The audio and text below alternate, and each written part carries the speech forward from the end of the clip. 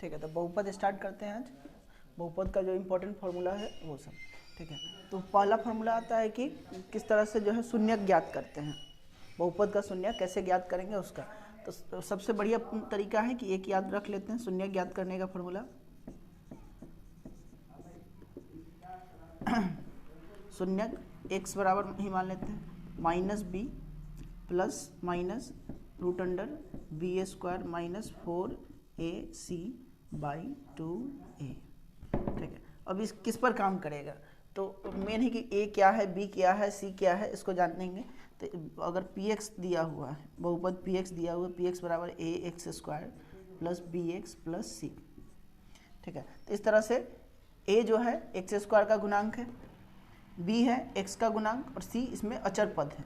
तो इस तरह से इस तरह का जो भी जो है बहुपद दिया रहेगा तो उसमें से जो है शून्य ज्ञात करने के लिए द्विघात बहुपद का शून्य ज्ञात करने के लिए इस फॉर्मूले का प्रयोग करेंगे, ठीक है। शून्य ज्ञात करेंगे तो शून्य जो आएगा उसमें से पहला वैल्यू x का जो है पहला अल्फा और दूसरा बीटा हो जाएगा। x का जो है दो वैल्यू आएगा, एक अल्फा और एक बीटा, एक प्लस पहला भी प्लस माइनस में, दूसरा भी प्लस माइनस में, ठीक है। तो इस तरह से दो बहुपद ज्ञात करेंगे। तो शून्य ज्ञात करने का फॉर्मूला है x बराबर minus B plus minus root under B square minus 4ac by 2a, ठीक है।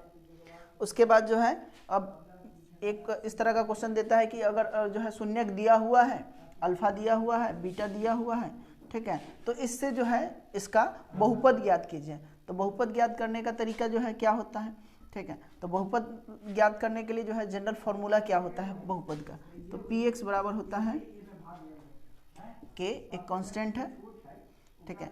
उसके बाद हो जाएगा x square minus alpha plus beta x plus में अल्फा इंटू बीटा, ठीक है।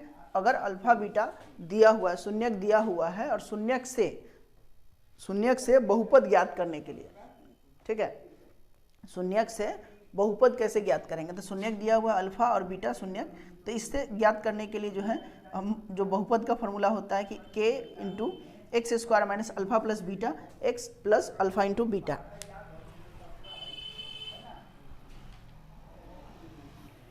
ठीक है।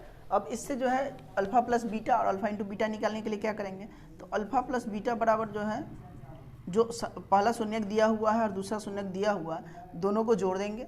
जोड़ने के बाद जो आएगा वैल्यू उसको अल्फा प्लस बीटा की जगह और अल्फा इंटू बीटा, जो अल्फा का वैल्यू दिया हुआ है, जो शून्यक दिया हुआ है पहला और दूसरा दिया हुआ है अल्फा इंटू बीटा, उसको यहाँ पे रख देंगे और इस तरह से जो है एक बहुपद ज्ञात हो जाएगा। k का वैल्यू कांस्टेंट, जब अगर यहाँ पे कुछ वैल्यू बटा में आता है तो बटा में का वैल्यू को हम यहाँ पे रख देते हैं कि एक कांस्टेंट वैल्यू है। इस तरह से हम फाइंड करते हैं जब जो है दो शून्यक दिया हुआ है, ठीक है, शून्यक दिया हुआ है उससे बहुपद ज्ञात करने के लिए, तो इस तरह का फॉर्मूला लगाते हैं। फिर उसके बाद अगर बहुपद दिया हुआ है, शून्यक ज्ञात करना है, तो इस तरह का फॉर्मूला लगाते हैं। अगर ये कहेगा कि शून्यक में और उसके जो गुणांक है उसमें रिलेशन कैसे बताएंगे, तो उसमें रिलेशन बताने के लिए, संबंध बताने के लिए, संबंध शून्यकों का जो है उसके गुणांकों से जो संबंध होता है वो, तो अगर कोई बहुपद दिया हुआ है px ax square plus bx plus c, तो उसके शून्यकों का उसके गुणांकों से क्या संबंध होता है, ठीक है। तो अल्फा प्लस बीटा बराबर हो जाता है माइनस बी बटा में a, माइनस बी एक्स का गुणांक और a एक्स स्क्वायर का गुणांक, फिर अल्फा इंटू बीटा, अल्फा गुने बीटा बराबर जो होता है यानी शून्यकों का गुणनफल, यहाँ है शून्यकों का योग बराबर होता है minus B by A, minus B हो जाएगा एक्स का गुणांक और ए हो जाएगा एक्स स्क्वायर का गुणांक, और अल्फा इंटू बीटा यानी कि शून्यकों का गुणनफल बराबर हो जाता है सी बाई ए, सी मतलब अचर पद बटा में एक्स स्क्वायर का गुणांक यानी कि जो एक्स स्क्वायर है उसका गुणांक, इस तरह से रिलेशन बनता है, ठीक है। तो बहुपद वाले में जो है मेन फॉर्मूला क्या आएगा, या तो जो है शून्य ज्ञात करने के लिए, या फिर ये कहेगा कि शून्यक दिया हुआ है उससे जो है बहुपद ज्ञात कीजिए, या फिर ये कहेगा कि शून्यक जो है दिया हुआ है उसके बाद जो है बहुपद ज्ञात करके और शून्यक और उसके गुणांकों के बीच में संबंध स्थापित कीजिए, ठीक है। अब है एक बहुपद का घात, तो बहुपद का घात एक नंबर वाले में आएगा कि बहुपद का घात कैसे ज्ञात करेंगे। तो कोई भी बहुपद दिया हुआ है, अगर मान लेते हैं कि 4x² + 4x + 5, इस तरह का एक बहुपद दिया हुआ है, ठीक है। इसका घात पूछेगा कि इसका घात क्या है। तो जो इसमें जो है सबसे ज़्यादा जो है घात वाला पद है, घात मतलब हो गया क्या, पावर, उसके ऊपर जो पावर लिखा हुआ है, जो नंबर लिखा हुआ है, किसी के सिर पे जो है नंबर लिखा हुआ है, ये जैसे x² के ऊपर लिखा हुआ है 2, तो इसका जो है घात हो गया 2, ठीक है। तो उसी तरह 4x का भी घात हो जाएगा 1, और 5 है यहाँ पे, इसके साथ कोई x वाला टर्म नहीं, तो इसका घात हम 0 रख सकते हैं। x का पावर, किसी भी संख्या का पावर अगर 0 है तो वो 1 हो जाता है। तो इसमें इसका घात 0 है, इसका घात 1 है और इसका घात 2 है। लेकिन पूरे बहुपद में सबसे ज़्यादा जिसका घात होता है वो पूरे बहुपद का घात कहलाता है। अगर कोई भी पद है, किसी भी पद का जो घात अगर ज़्यादा है, किसी भी पद का घात जो सबसे ज़्यादा घात है, तो उसी घात को जो है हम उसका उस पूरे बहुपद का घात कहते हैं, ठीक है। किसी भी पद, मतलब इसमें से जो है ये तीनों जो पद दिया हुआ है, एक एक अलग अलग पद है, इस तीनों पद में जो है जिस भी पद का घात सबसे ज़्यादा होगा वही पूरे बहुपद का घात कहलाएगा, ठीक है। तो सबसे ज़्यादा घात किसका है, इसका x² का, यानी पूरे बहुपद का घात क्या हो गया 2, घात 2, ठीक है। तो ये बहुपद का घात हो गया। तो बहुपद का घात निकालने के लिए क्या करेंगे, जो बहुपद दिया रहेगा, बहुपद में देखेंगे कि सभी पद जो है, सभी पद में जिसका घात सबसे ज़्यादा है, जिसका घात सबसे ज़्यादा है वही उस बहुपद का घात कहलाएगा। तो ये एक नंबर वाले में आएगा कि एक नंबर वाले में कि बहुपद का घात बताइए क्या होगा, ठीक है। उसके बाद शून्य ज्ञात करने वाले में आएगा, तो इस तरह का फॉर्मूला यूज़ करेंगे कि x बराबर या y बराबर जो भी हो, जो उसमें जो है चर दिया रहेगा उसी चर को लेंगे। उसके बाद जो है -b ± √b² - 4ac/2a, जहाँ b जो हो जाएगा वो x का गुणांक हो जाएगा, a हो जाएगा x² का गुणांक और c हो जाएगा इसका अचर पद।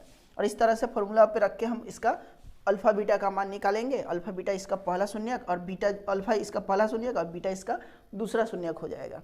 उसके बाद जब कहेगा कि अगर जो है पहला शून्यक और दूसरा शून्यक दिया हुआ है उससे जो है इसका बहुपद ज्ञात कीजिए, तो बहुपद ज्ञात करने के लिए हम जो है इसका अल्फा से अल्फा प्लस बीटा ज्ञात करेंगे और अल्फा इंटू बीटा से जो है ये इसका जो है कि शून्यकों का गुणनफल ज्ञात करेंगे। फिर उसके बाद अल्फा प्लस बीटा की जगह रख देंगे, अल्फा इंटू बीटा की जगह रख देंगे। अगर कोई वैल्यू बटा में आता है यहाँ से तो उसको इस जगह पे हम रख देंगे के जगह पे, ठीक है। और इसका जो है के का वैल्यू फाइंड करके फिर इस के से हम इसमें गुना करा देंगे, या फिर डायरेक्टली जो है हम इस तरह से भी ले सकते हैं।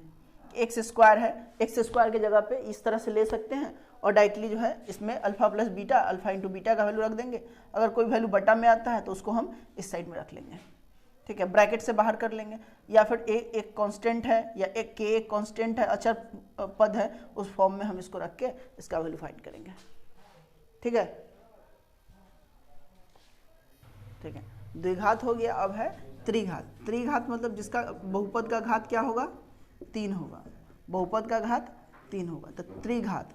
तो त्रिघात का जनरल फार्मूला क्या होता है उसको देखेंगे। त्रिघात, तो त्रिघात का जनरल फार्मूला क्या होगा, px बराबर ax³ plus bx² plus cx plus d। ax³ plus bx² plus cx plus d इसका जनरल फार्मूला होगा, ठीक है। अब इसमें से जो है इसका जो है जैसे कि शून्य ज्ञात करेंगे या गुणांक जो है निकालेंगे, तो x³ का गुणांक हो जाएगा a, x² का गुणांक हो जाएगा b, x का गुणांक हो जाएगा c और ये अचर पद हो जाएगा, ठीक है, ये वाला हो जाएगा अचर। अब इसके जो है शून्य को और इनके गुणांक के बीच संबंध, गुणांक के बीच संबंध, ठीक है, संबंध कैसे ज्ञात करेंगे। तो इसका जो है शून्यक होगा कौन कौन, तो अगर x³ है 3 घात है, यानी कि इसका जो है हल जो होगा, इसका शून्यक जो होगा 3 होगा, तो कौन कौन होगा, अल्फा बीटा और गामा, 3 शून्यक होगा इसका, ठीक है, 3 शून्यक होगा अल्फा बीटा और गामा, ठीक है। अब जो है शून्यकों का पहला जो है अगर इसमें निकालेंगे तो शून्यकों का जो है गुणांकों से क्या संबंध होगा वो, तो इसमें जो है शून्यकों का पहला निकलता है शून्यकों का योग, शून्यकों का योग alpha plus beta plus gamma यानी शून्यकों का योग। तो ये हो जाता है माइनस बी बटा में ए, माइनस बी बटा में ए। माइनस बी जो है वो है माइनस बी यानी कि यहाँ पे बी है तो एक्स स्क्वायर का गुणांक माइनस में हो जाएगा किसका गुणांक, एक्स स्क्वायर का गुणांक। ठीक है, अब बटा में हो जाएगा ए है एक्स क्यू का गुणांक, ए किसका गुणांक है, एक्स क्यू का गुणांक। ठीक है, उसी तरह जो है ये तो तीनों शून्यक हुआ कि अल्फा बीटा गामा तीन शून्यक होगा। अगर शून्यकों का योग निकालेंगे तो minus B by A, minus B जो हो जाएगा एक्स स्क्वायर का गुणांक और ए हो जाएगा एक्स क्यू का गुणांक। फिर निकालेंगे दो जो है इसके शून्यक है दोनों का गुना करके उसका योग, दोनों दो शून्यक का गुना फिर योग, अल्फा बीटा, बीटा गामा और गामा अल्फा, दो शून्यकों का गुना उसके बाद उसका योग। ठीक है, योग। ठीक है, तो शून्यकों का योग क्या होगा। ठीक है, तो शून्यकों का योग हो जाएगा इसका क्या, सी बाई ए, सी बाई ए। सी किसका गुणांक है, तो सी जो है एक्स का गुणांक है, सी है किसका गुणांक, एक्स का गुणांक, और ए है एक्स क्यू का गुणांक।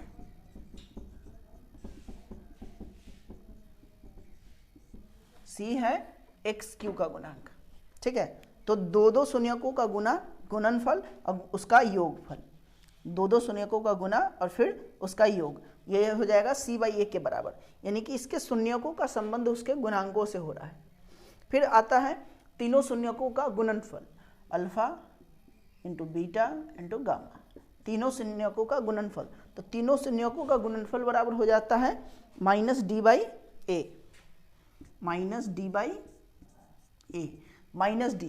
तो डी किसका है, डी यहाँ का अचर पद है, डी अचर पद, माइनस में अचर पद, और ए हो जाएगा एक्स क्यू यानी कि एक्स क्यू का गुणांक।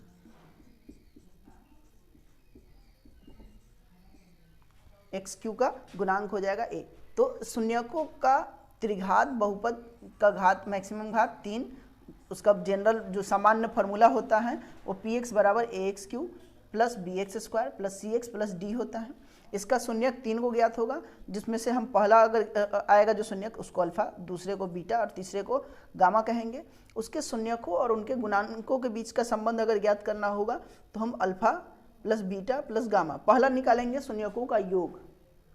ठीक है, पहला निकालेंगे शून्यकों का योग, पहला शून्यकों का योग निकालेंगे तो शून्यकों का योग हो जाएगा minus B by A, minus B, minus और बी जो होता है एक्स स्क्वायर का गुणांक, ए होगा एक्स क्यू का गुणांक, बी एक्स स्क्वायर का गुणांक, ए हो जाएगा एक्स क्यू का गुणांक। उसके बाद सी होगा एक्स का गुणांक और ए होगा फिर से एक्स क्यू का गुणांक। फिर अगर हम दो का गुना करके जो है उसको जोड़ते हैं तो ये हो जाएगा सी बाई ए, एक्स हो जाएगा, सी हो जाएगा एक्स का गुणांक और ए हो जाएगा एक्स क्यू का गुणांक। उसके बाद जब हम तीनों जो इसके शून्यक हैं इसका गुना करते हैं तो वो होता है माइनस डी बाई ए और माइनस डी, तो माइनस जो है पहले रहेगा और डी जो है अचर पद है, डी है इस बहुपद का अचर पद और ए हो जाएगा इसका एक्स क्यू का गुणांक। तो इस तरह से हम संबंध बताते हैं त्रिघात बहुपद में। ठीक है।